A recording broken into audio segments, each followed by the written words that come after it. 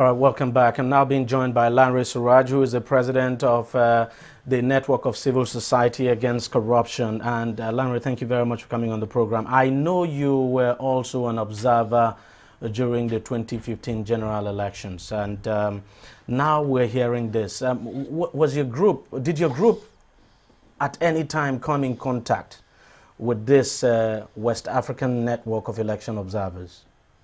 Not at any point in time.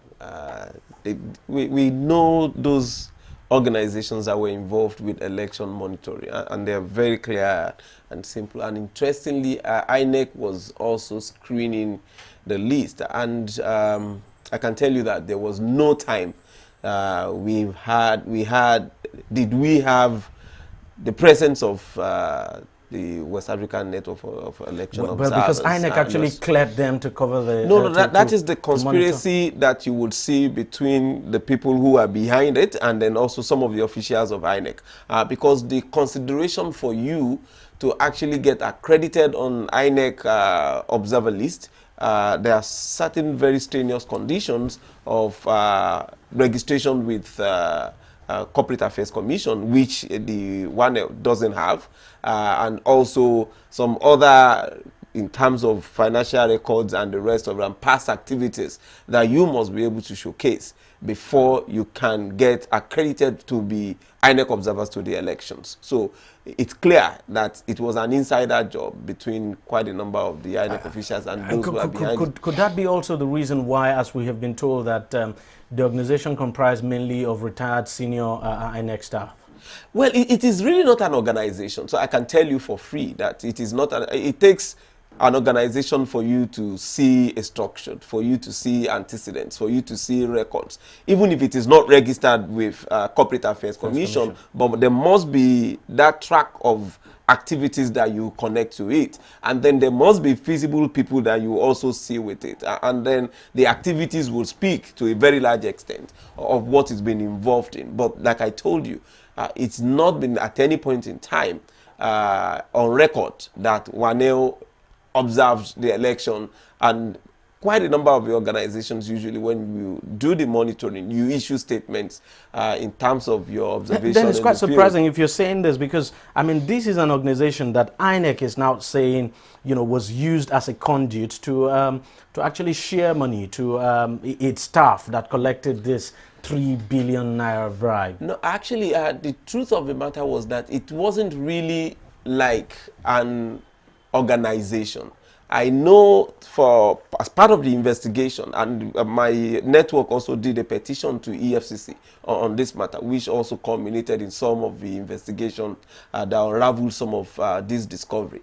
Professor Moriziwu was actually conscripted by some of these guys, DEJI and a couple of others, to come and assist in mobilizing INEC, so conscript INEC staff into the rigging of the electoral process of the 2015. So under that was what he used to then attract a host of former INEC staff who then would assist in facilitating access to some of the serving INEC officials. So they only coined that name for the purpose of accessing INEC officials, accessing materials, and then also carrying out some of the nefarious activities. INEC admitting that indeed about 205 of its staff actually collected bribe. That's a huge number and spread across the country, even though for now they are saying it's just for 16 states that they've been able to investigate. We still have about 20 states to go. That's massive. Yeah, that was the last petition we wrote to the EFCC. We're very sure that it was a national project under that bribery scam with the EFCC, with the INEC. So the 16 are just a selected few. We must be able to go the whole. Do you have an idea of where, you know, some of the states among the 16 states that we're talking about here? Oh, there are quite enough. We've heard about Rivers. We've heard about Akwa Ibom. We've heard about Delta. We've heard about some of those states, even in the southwest as well, that were involved in Ogun, in Lagos, and I think also in those states that were involved. So there's still quite a whole number of other states, especially in the northern part of the country, that are also involved. There are also some principal characters that are yet to also be invited. I earlier mentioned Professor Maurice Iwu, for instance. He has a critical role to play in this, in unraveling this. Quite a surprise that we would invite such a man to help in monitoring the 2015 election when he never had a good record as a head of the of course, commission. he was never invited to actually monitor. He was, like I told you, don't get it wrong. He was never here to monitor.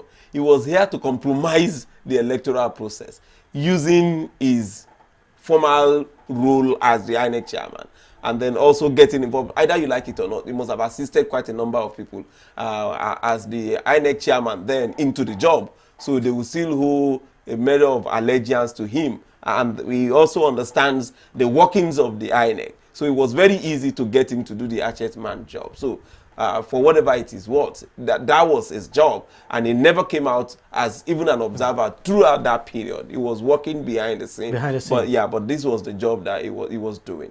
But are you really shocked, that INEC on its own now would actually, because this is the first time we're seeing this, on its own now would admit, indeed, quite a number of its staff actually collected bribe to fix. No, it was actually difficult. INEC, it didn't come that easy, and I must confess to that extent. INEC really did not willingly engage in this, sanitization exercise. It was a product of an EFCC investigation of this staff, and the report to that effect was submitted to the INEC chairman by, I think it was a chief of staff to the EFCC on behalf of the chairman, to list all those who are indicted in this bribery scandal.